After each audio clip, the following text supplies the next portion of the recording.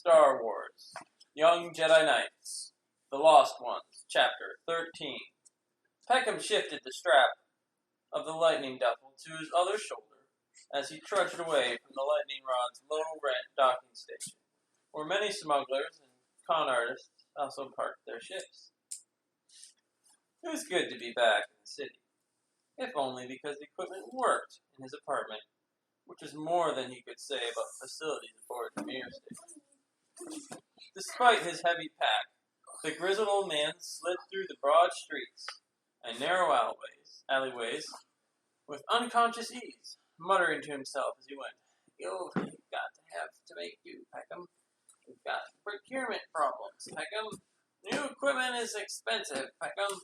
Central multitasking units don't grow on starflower vines, Peckham." Scratching at his chin stubble with one hand, he continued to rant, as used to talking to himself as he was to talking to Zeke. He growled, "You'd think they'd at least wait till I got off my ship to tell me the news.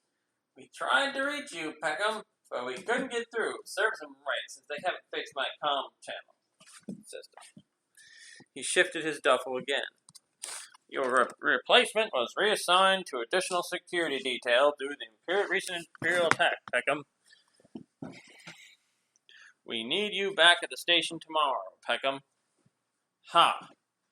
He stomped ahead, hardly noticing the cheery merchants, the wide-eyed tourists, the self-absorbed civil servants.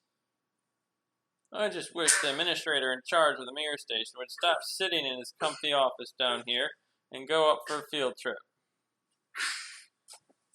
Feeding him some of the swill the food prep units have been putting out, and see how much he likes it. See how well he'd make do. Peckham turned a corner and made his way down the corridor toward his home. Peckham turned a corner and made his way down the corridor toward his home. If I waited for the bureaucrats to get something done, why the whole station would fall apart. Then he smiled at the thought of Zeke's promise of a new central multitasking unit. Sometimes you just gotta do things for yourself, with a little help from your friends.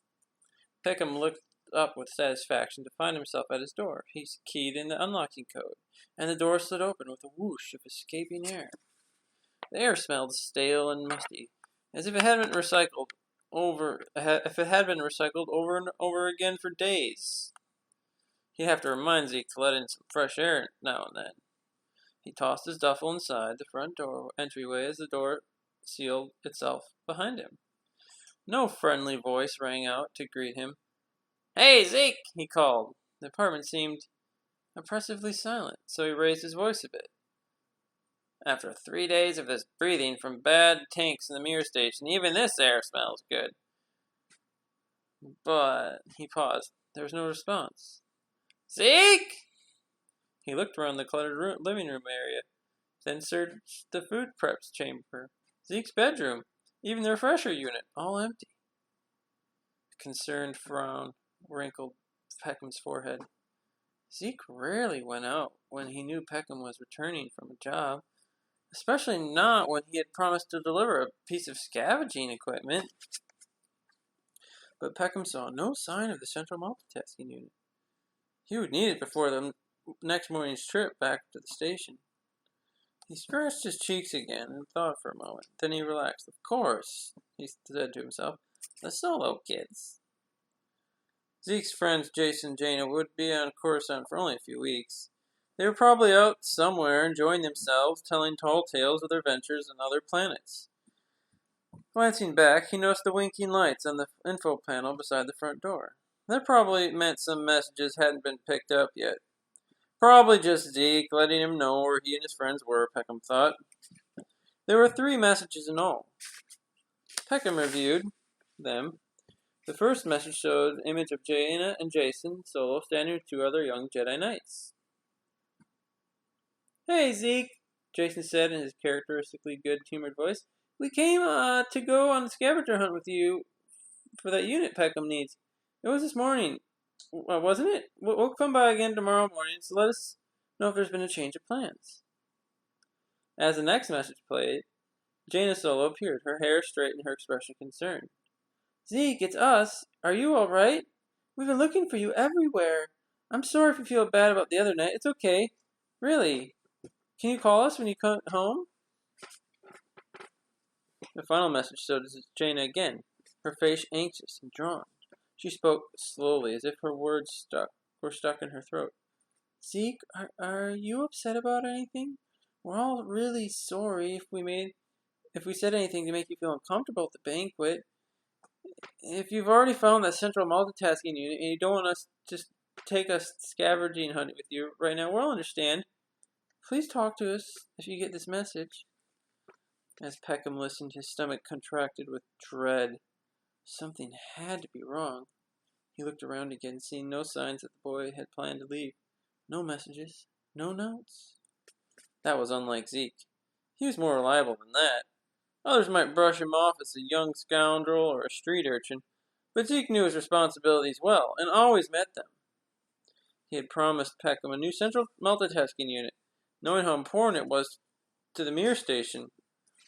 If Zeke had told him he was going to do something, the boy did it, always.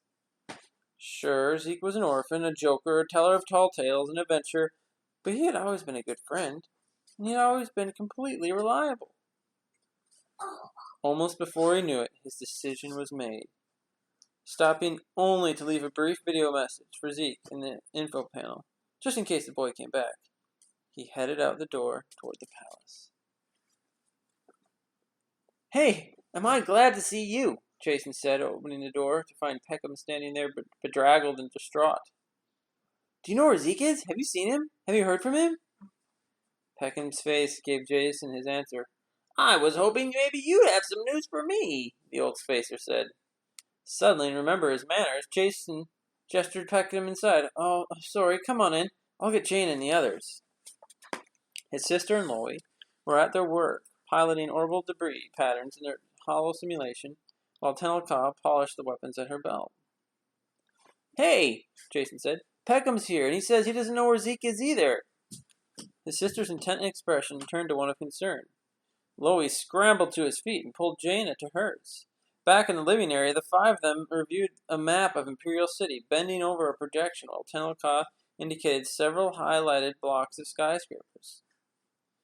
We've searched this area near your home, she told Peckham. Jason crowded next to the image. And we went to some of the places Zeke took us when we were scavenger hunting, he added. The ones we could find our way back to, that is. Peckham nodded, scratching at his stubble, a distracted look on his face. Anakin and 3PO even went to a couple of the places Zeke and I had talked about, but didn't find anything, Jaina said. We had hoped you could offer us some other suggestions where to look. Loie rumbled a comment, and EMTD said, Master Lobacco wishes to point out that our lack of familiarity with, well, shall you say, the less savory aspects of Imperial City is perhaps an impediment of our search. The Wookiee growled at this overblown translation, but made no further comment. He's right, you know, Jaina said. We really only know the good parts of the city.